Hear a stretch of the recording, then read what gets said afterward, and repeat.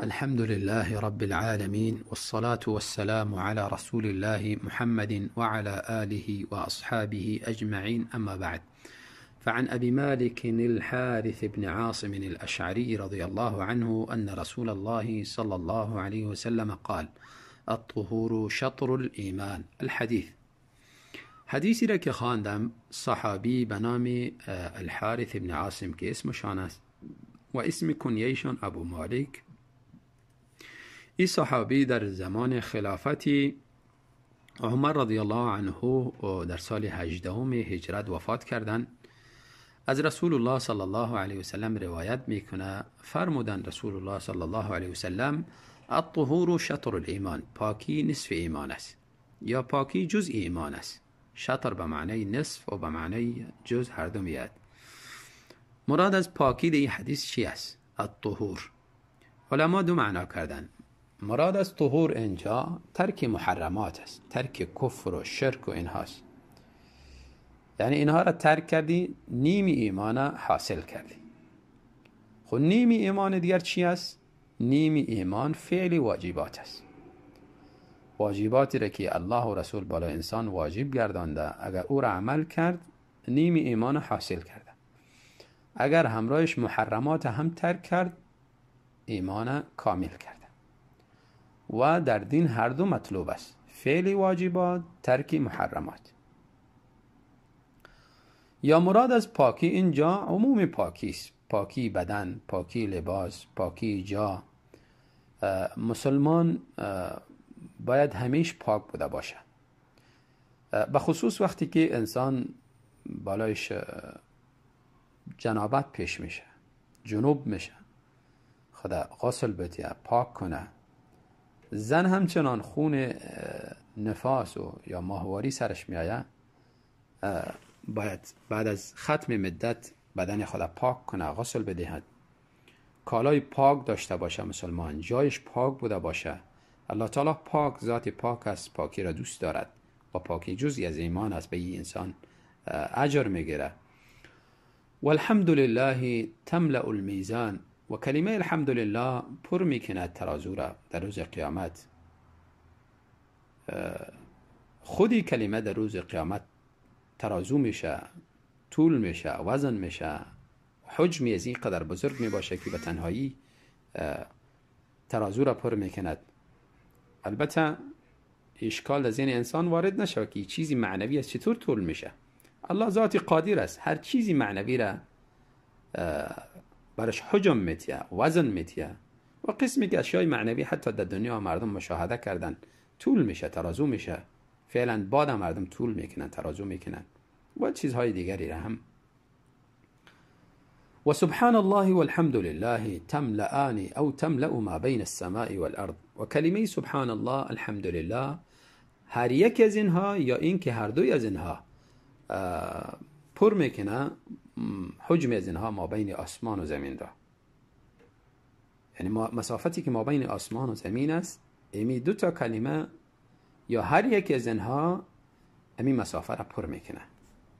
یعنی ثواب اینقدر زیاد دارن. سبحان الله الحمد لله چی معنا دارد؟ سبحان الله پاک است الله تعالی. الحمدلله تمام ستایش و تمام محامد برای الله تعالی و الله تعالی مستحق تمام ستایش است. سبحان الله نفی است، یعنی تمام نقایص از الله تعالی نفی میکنی. و الحمدلله اثبات است، تمام صفات کمالیه را به الله تعالی اثبات میکنی. صحیح بخاری آخرین حدیثی را در کتاب خود، امام بخاری رحمت الله علیه در کتاب خود حدیثی را روایت میکنه. آخرین حدیث رسول الله صلی الله علیه وسلم میفرمایند: کلمتان خفیفتان علی اللسان. دو کلمه است که به زبان بسیار ساده است، با آسانی نطق میشه. و اما ثقیلتان فی المیزان. در روز قیامت وزن از اینها، حجم از اینها بسیار بزرگ است. چی است اونها؟ سبحان الله و بحمده سبحان الله العظیم.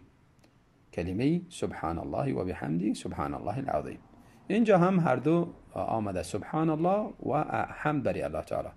هم نفی میکنی برای الله تعالی، یعنی نقایص نفی میکنی، و هم اثبات میکنی، تمامی محامد و صفات کمالیه را به الله تعالی اثبات میکنی. و الصلاة نور، و نماز نور است، نور در دنیا و در آخرت. صاحب نماز در چهرش نور دیده میشه، در قلبش نور است. نمازی را از بدی ها منع میکنه، قلبی ازی همیشه روشن میباشه، به اعمال دیگری را سوق میدهد. و صدقه، و همچنان در قیامت هم نور است، در قبرش نور است، در روز محشر نماز برش نور است، در جنت برش نور است. و صدقه برهان، و صدقه نشانه ایمان است. در دنیا کسی که صدقه انجام میده، صدقه میدهد، انفاق میکنه در راه الله تعالی، این نشانه ایمان است. یا اینکه صدقه در روز قیامت برش روشنی است، برهان نوعی روشنی را هم گفته میشه، برش روشنی بیباشه، و این صدقه سبب خلاصی از عذاب الهی هم برش میباشه. و صبر ضیاء، و صبر در راه الله تعالی روشنی است. صبر در مقابل طاعات، صبر در مقابل محرمات ترک میکنه، انجام نمیده. صبر در مقابل مصیبت ها و آنچه که در تقدیر انسان نوشته شده، بلاها، در مقابل از همه از اینها صبر میکنه. در مقابل طاعات چطور صبر میکنه؟ حقیقتا یعنی همیشه نماز و پابندی خواندن و در نماز صبر کردن، فکر خود در نماز گرفتن، و همچنان در روزه در مقابل سختی های روزه صبر کردن و غیره طاعات دیگری. و محرمات چقدر در این وقت ما زیاد است، مال حرام و فرج حرام و رشوت، خرید و فروخت حرام چقدر زیاد است. انسان خود از این محرمات نجات میتیه، صبر میکنه، در مقابل از اینها مرتکب نمیشه. و همچنان مصیبت هایی که بالایش میاد، بالایش از طرف نفس خودش، یعنی بالای نفس خودش بیاید، بالای اولادش بیاید، بالای مالش بیاید، بالای اقربایش بیاید، در مقابل از اینها صبر میکنه. این صبر هم در دنیا برش روشنی است، هم در آخرت.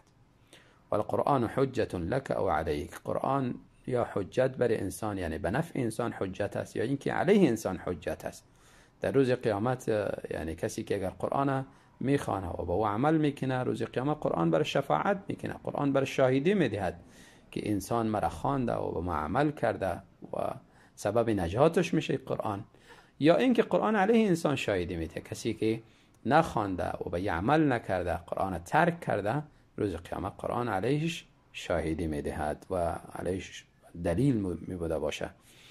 کل الناس یغدو، تمام انسانها صبح بیرون میشه از خانه خود و در تلاشی زیستن که یا نفس خود هلاک کنن یا اینکه نفس خود بچ بکنن از عذاب الهی. کسی که از خانه خود بیرون میشه، میره در تلاشی طاعات الله تعالی است، بندگی الله تعالی، کارهای خیر انجام میدهد. انسان شخصی است که نفس خود برای الله تعالی فروخته، در مقابل ازی نفس خود و خود از عذاب جهنم نجات داده و جنت کسب کرده. و اما شخصی که میره کارهای بد تلاش میکنه، کارهای بد تلاش میکنه و آن چی را انجام میده که الله تعالی به او خشمش است، قهرش بالای از اوست، پس این شخص نفس خود در هلاکت انداخته. فمعتقها، یعنی شخصی که بیرون شده یا نفس خود، یعنی نفس خود آزاد میکنه از عذاب جهنم. فمعتقها یعنی نفس خود از عذاب جهنم به طاعات و بندگی الله تعالی و به کارهای خیر از عذاب الهی خلاص میکنه. او موبقها، یا اینکه نفس خود در هلاکت میاندازه، کارهای را انجام میده که الله به او راضی نیست، الله خشمش میآید، قهر الله تعالی است، محرمات مرتکب میشه و این نفس خود در هلاکت انداخته. این حدیث مسلم رحمت الله علیه در صحیح خود روایت کرده. الله تعالی ما را توفیق بده که اعمال ما مطابق دین بوده باشه و الله تعالی از اجر آخرت و از ثواب آخرت ما را محروم نسازه و این قرآن روز قیامت در نفع ما حجت بگردانه، علیه ما حجت نگردانه و همچنان روزه و نماز و طاعات و عبادت ما را در روز قیامت برمان روشنی بگرداند. الله تعالی از خزائنش و از خزائن زیادش ما را در او روز محروم نسازه، اجر زیادی در مقابل اعمال کمی که ما انجام میدیم برای من بخشش بکنه. بارک الله فیکم.